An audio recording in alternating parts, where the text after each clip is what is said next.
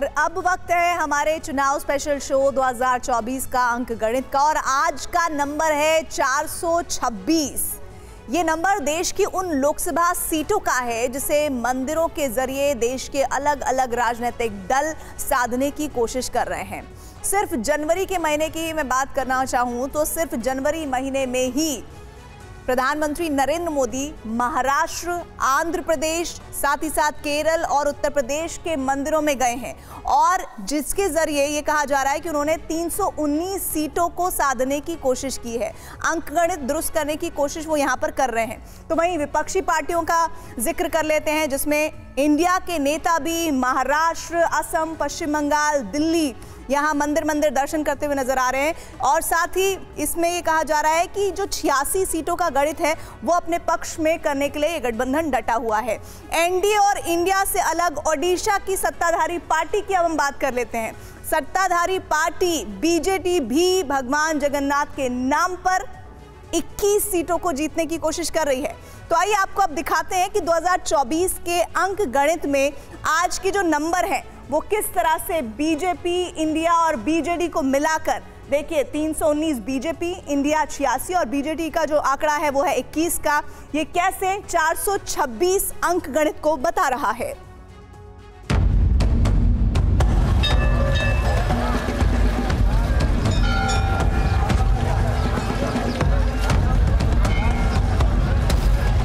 ये सौभाग्य की बात है कि अयोध्या में राम मंदिर की प्राण प्रतिष्ठा से कुछ दिन पहले ही मुझे त्रिपुरायर के श्री रामस्वामी मंदिर के दर्शन करने का अवसर मिला।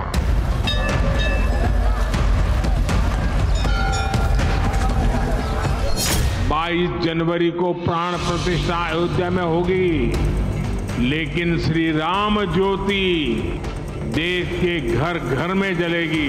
झोपड़ी के भाग आज जाग जाएंगे, राम आएंगे, राम आएंगे, आएंगे, राम आएंगे।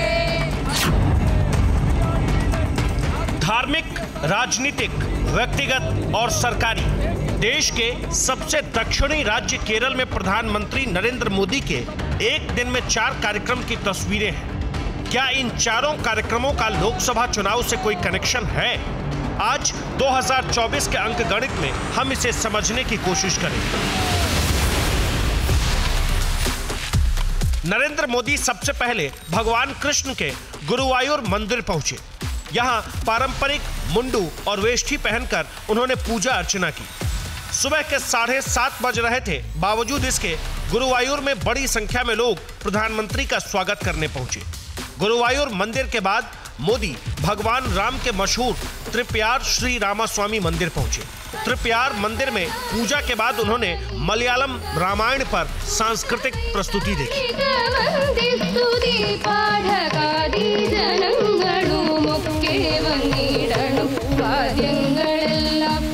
इसके बाद प्रधानमंत्री ने मलयालम रामायण और सांस्कृतिक कार्यक्रम पेश करने वाले कलाकारों को सम्मानित किया।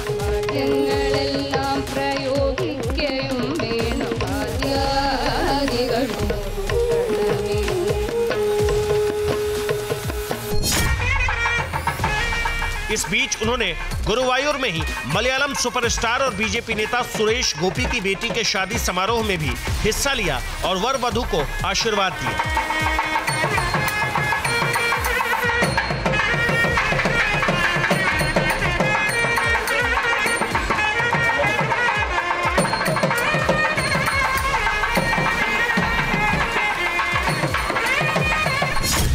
धार्मिक और व्यक्तिगत कार्यक्रमों के बाद प्रधानमंत्री ने कोच्चि में सरकारी कार्यक्रम के तौर पर 4000 करोड़ रुपए की 3 अहम परियोजनाओं का शुभारंभ किया।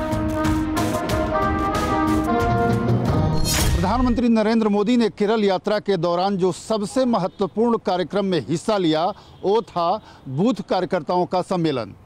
बूथ अधिकारियों को उन्होंने आज खूब बढ़ चढ़कर जोश दिलाया और उनको बताया कि कैसे एक छोटा बूथ जीतकर पूरा केरल जीता जा सकता है।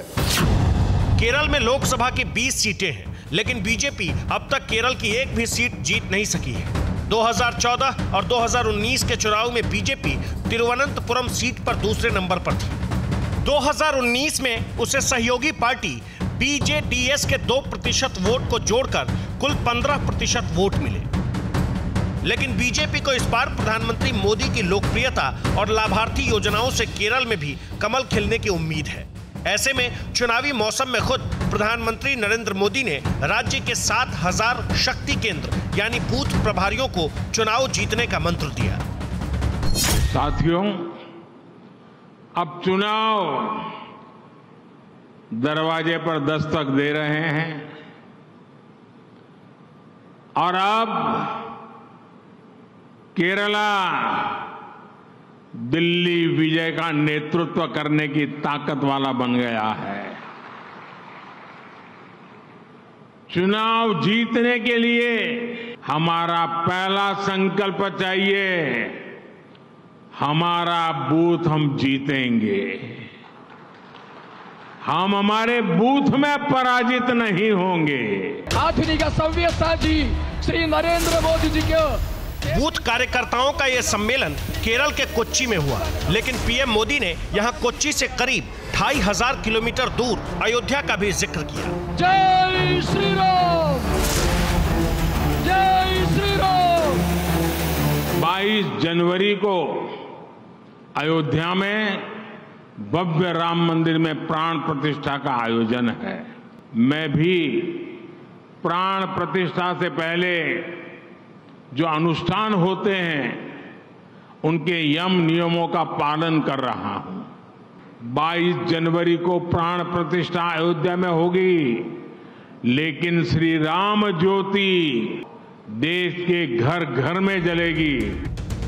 2024 के चुनाव में लाभार्थी योजनाएं और राम मंदिर बीजेपी के ऐसे 2 ब्रह्मास्त्र हैं जिनकी काट विपक्षी गठबंधन इंडिया के पास भी नहीं है। यही वजह है कि अब बीजेपी विरोधी पार्टियां भी वोट के प्रसाद के लिए मंदिर दर्शन का ऐलान कर रही है। राम मंदिर की प्राण प्रतिष्ठा के दिन विपक्षी गठबंधन इंडिया में शामिल राजनीतिक दलों ने किस किस मंदिर में पूजा करने का प्लान बनाया है वो आपको आगे दिखाएंगे। अभी आप एक दिन पहले ही आंध्र प्रदेश के लेपाक्षी मंदिर में प्रधानमंत्री का राम भजन देखिए।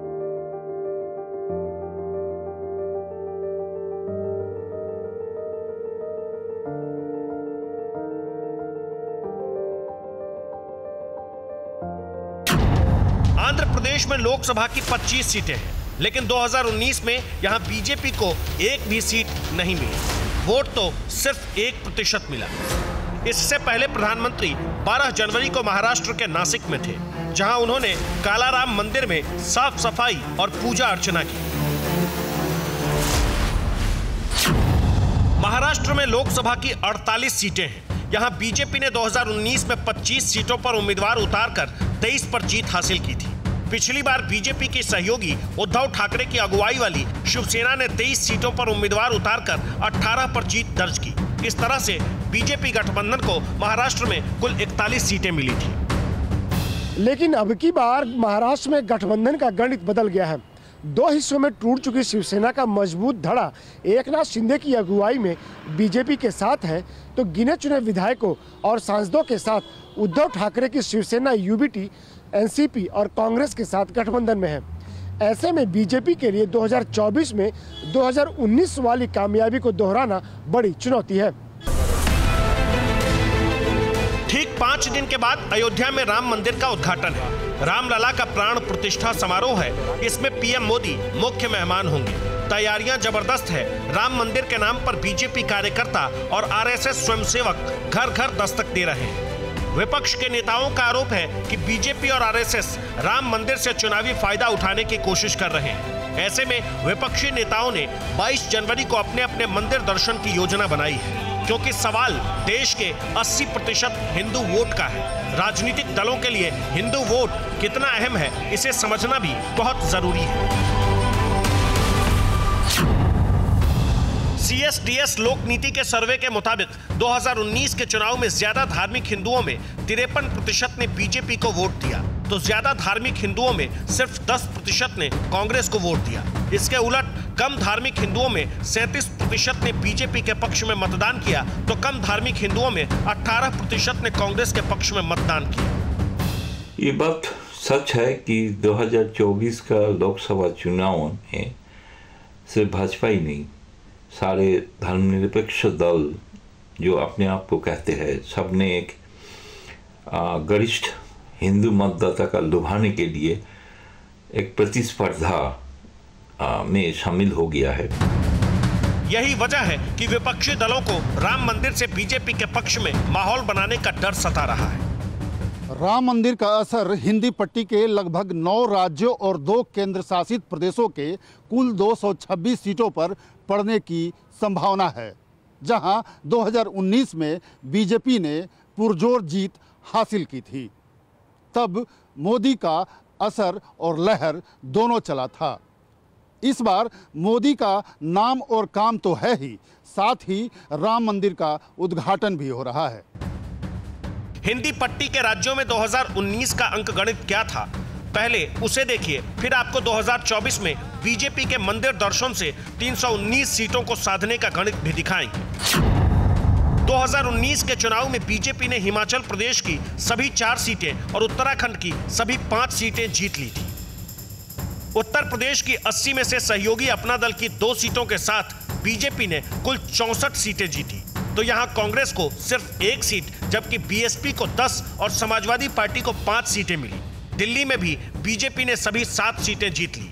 हरियाणा में बीजेपी ने 10 की 10 सीटें और चंडीगढ़ की इकलौती सीट पर भी जीत दर्ज की। राजस्थान में बीजेपी ने सहयोगी आरएलपी की 1 सीट के साथ सभी 25 सीटें जीत ली। तो मध्य प्रदेश की 29 में से बीजेपी को 28 और सिर्फ 1 सीट कांग्रेस को मिली। छत्तीसगढ़ की 11 सीटों में बीजेपी को 9 और कांग्रेस को महज 2 सीट मिली। बिहार की 40 में से बीजेपी को 17 तो सहयोगी जेडीयू को 16 और एलजेपी को 6 सीट पर जीत मिली, जबकि कांग्रेस को यहां भी सिर्फ 1 सीट मिली। झारखंड की 14 सीटों में बीजेपी को 11 और उसकी सहयोगी एजेएसयू को 1 सीट, तो कांग्रेस को सिर्फ 1 और उसकी सहयोगी जेएमएम को भी 1 ही सीट मिली। इस तरह से हिंदी पट्टी की 226 सीटों में बीजेपी को अकेले 178 सीटों पर जीत मिली। इस बार गठबंधन का गणित बदल गया है। 2019 में बीजेपी के साथ रही जेडीयू इस बार फिलहाल कांग्रेस के साथ विपक्षी गठबंधन इंडिया में शामिल है। वहीं उत्तर प्रदेश में समाजवादी पार्टी और पश्चिम बंगाल में तृणमूल कांग्रेस भी विपक्षी गठबंधन का हिस्सा हैं। कांग्रेस से सीट बंटवारे पर टीएमसी और कांग्रेस में भले ही तनातनी जारी है, लेकिन राम मंदिर के मुद्दे पर ममता बनर्जी का रुख कांग्रेस के साथ है। यही वजह है कि उन्होंने 22 जनवरी को कोलकाता के काली मंदिर जाने, फिर सभी धर्मों के लोगों संग सद्भावना रैली का ऐलान किया है। 22 জানুয়ারি আমরা এটা কিন্তু আমার দলের প্রোগ্রাম, আমি নিজে একটা র্যালি করব। আমি প্রথমে নিজে কালী মন্দিরে যাব, ওটা সবাই যাবে না। पश्चिम बंगाल में लोकसभा की 42 सीटें हैं। पिछली बार बीजेपी ने ममता बनर्जी को चौंकाते हुए यहां की 18 सीटें जीत ली। टीएमसी को 22 सीटों से संतोष करना पड़ा, तो कांग्रेस को 2 सीट ही नसीब हुई। बीजेपी ने पश्चिम बंगाल में इस बार 35 पार का नारा दिया है। एक तो राम मंदिर का शोर और ऊपर से बीजेपी का बूथ मैनेजमेंट पर जोर है। ऐसे में ममता बनर्जी ने 2024 के अंक गणित को सुधारने के लिए मां, माटी और मानुष के साथ साथ मंदिर परिक्रमा की योजना भी बनाई है। आज यानी 17 जनवरी को राहुल गांधी की यात्रा पहुंची है नागालैंड और असम के बॉर्डर पर। कल से ये यात्रा असम और अरुणाचल में रहेगी 21 तारीख तक। 22 तारीख को राहुल गांधी एक बार फिर असम के गुवाहाटी आएंगे। 22 तारीख को ही राम मंदिर का उद्घाटन है, जिसका आमंत्रण कांग्रेस के नेता अस्वीकार कर चुके हैं। लेकिन सूत्र बता रहे हैं कि राहुल गांधी के गुवाहाटी में शिव मंदिर जाने का कार्यक्रम तय किया गया है। मणिपुर से शुरू हुई राहुल की भारत जोड़ो न्याय यात्रा नागालैंड के बाद असम पहुंचने वाली है।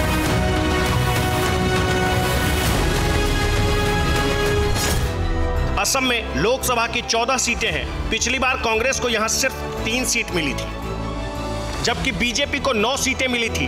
1 सीट AIUDF और 1 सीट निर्दलीय के खाते में गई थी।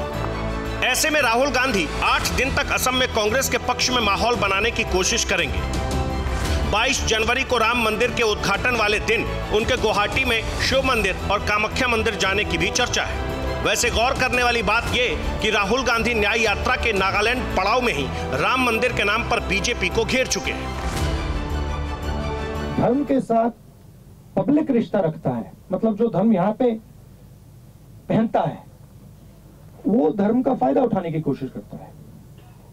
मैं अपने धर्म की फायदा उठाने की कोशिश नहीं करता हूं, मुझे उसमें इंटरेस्ट नहीं है। राम मंदिर के नाम पर शिवसेना भी हमेशा से मुखर रही है, लेकिन इस बार चूंकि पार्टी दो टुकड़ों में बंट चुकी है, पुराने नाम और निशान दोनों से उद्धव ठाकरे हाथ धो चुके हैं, साथ ही बीजेपी से दूर जाकर कांग्रेस को गले लगा चुके हैं। लेकिन मुद्दा राम मंदिर का है, सवाल हिंदू वोट का है। ऐसे में 22 जनवरी को वो भी नासिक के काला राम मंदिर जाएंगे। महाराष्ट्र में लोकसभा की 48 सीटों में शिवसेना ने पिछली बार 23 पर चुनाव लड़ा था। बीजेपी के साथ गठबंधन में 18 सीट पर जीत दर्ज की थी, लेकिन इस बार उद्धव ठाकरे वाली शिवसेना का गठबंधन कांग्रेस और एनसीपी से है। बावजूद इसके वो 23 सीटों पर दावा छोड़ने को तैयार नहीं है। उड़ीसा में तो आज ही 22 जनवरी जैसा जश्न मनाया जा रहा है, क्योंकि आज पुरी में मुख्यमंत्री नवीन पटनायक ने जगन्नाथपुरी मंदिर कॉरिडोर का उद्घाटन किया है। 800 करोड़ की लागत से बनके तैयार इस धार्मिक कॉरिडोर को उड़ीसा विधानसभा चुनाव और आने वाले लोकसभा चुनाव से ठीक पहले उद्घाटन किया गया है। वाराणसी के काशी विश्वनाथ कॉरिडोर और उज्जैन के महाकाल कॉरिडोर की तर्ज पर पुरी में भी भगवान जगन्नाथ मंदिर कॉरिडोर बनाया गया है।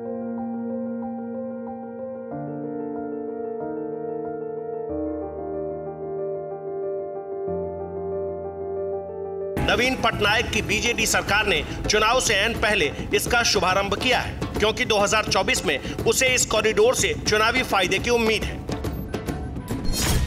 ओडिशा में लोकसभा की 21 सीटें हैं। यहां बीजेडी को पिछली बार 12 सीटें मिली थी, जबकि बीजेपी ने 8 सीटों पर बाजी मारी थी, जबकि कांग्रेस को सिर्फ 1 सीट मिली थी। देश में राममय माहौल के बीच अरविंद केजरीवाल ने दिल्ली में सुंदरकांड का सार्वजनिक पाठ शुरू कर दिया है। चूंकि चुनाव माहौली है और दिल्ली की सत्ता में होने के बावजूद आम आदमी पार्टी यहां पर 2014 से लेकर 2019 तक एक भी सीट नहीं जीत पाई है। ऐसे में 2024 का चुनाव अरविंद केजरीवाल के लिए भी एक बड़ी चुनौती है। मंगलवार को आम आदमी पार्टी ने दिल्ली के सभी 70 विधानसभा क्षेत्रों में सुंदरकांड का आयोजन किया। खुद सीएम केजरीवाल ने पत्नी के साथ सुंदरकांड पाठ में हिस्सा लिया। मेरे ख्याल से मंदिर तो भावना की बात है, अपने सबके अपने धर्म के हिसाब से सबका अपना अपना फेथ है, विश्वास है, तो वो तो भावना की भक्ति की बात है, उसमें राजनीति नहीं है। क्या राम मंदिर से 2024 में बीजेपी को सचमुच फायदा होगा? इसे लेकर राजनीति के जानकार क्या सोचते हैं, आपको दिखाएं। उससे पहले मध्य प्रदेश के चुनाव में राम मंदिर का कितना असर हुआ, उसका अंकगणित भी देखिए। CSDS लोक नीति के मुताबिक MP विधानसभा चुनाव के बाद सर्वे में 44% लोगों ने राम मंदिर को बहुत ज्यादा अहम मुद्दा बताया, तो 22% ने इसे कुछ हद तक अहम बताया, जबकि 12% के लिए यह मुद्दा कुछ ज्यादा अहम नहीं था। तो 12% लोगों ने इसे कोई मुद्दा ही नहीं माना, जबकि 10% ने इस पर कोई जवाब नहीं दिया।